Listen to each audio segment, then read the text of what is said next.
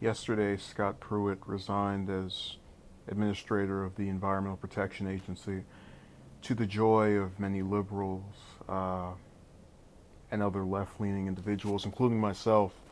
But I noticed a few, I think, errors when it comes to how we reacted to the resignation, quote unquote resignation.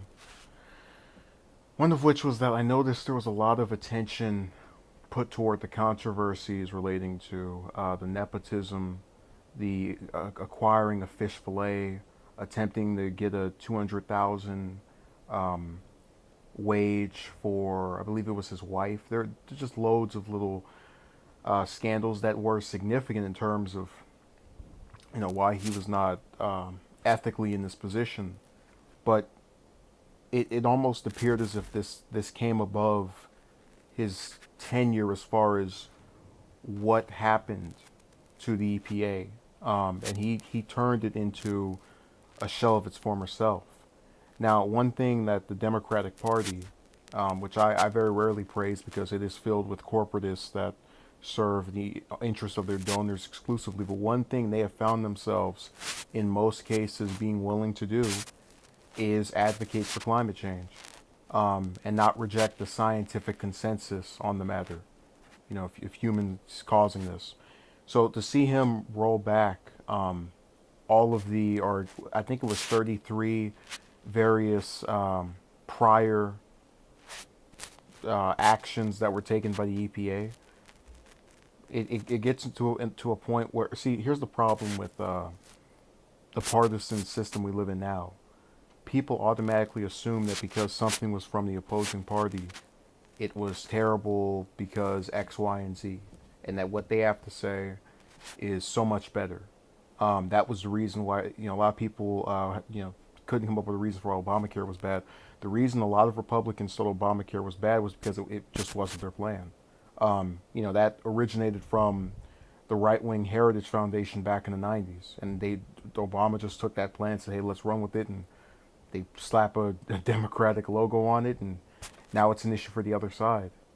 So that's a common theme, and it also fit in line with the other theme of Trump's tenure, which was for all of these cabinet secretaries to just get in there, with the exception of Mattis, to just get in there and dismantle these agencies, just get rid of as much things from the past as you can, and release some statement that's nicely worded to try and talk about how horrible and evil the thing that was there before was, even if it managed to serve us just fine prior, because you're so much smarter than everybody else. And that was something that really should have been talked about more by these networks, but they chose not to,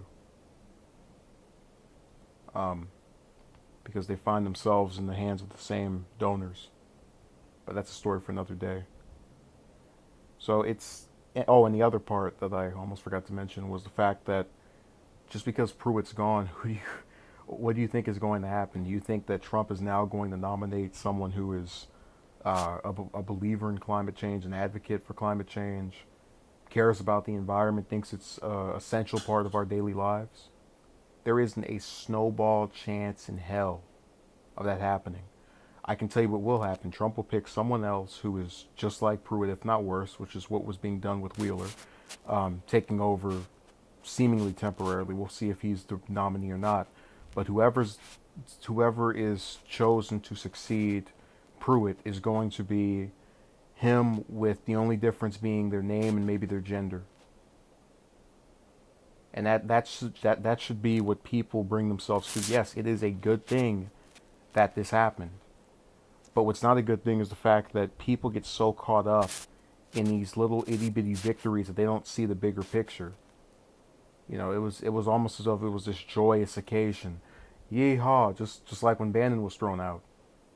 Um, and this, keep in mind, came, happened back in August, and we've got another year of the same neocon right wing policies.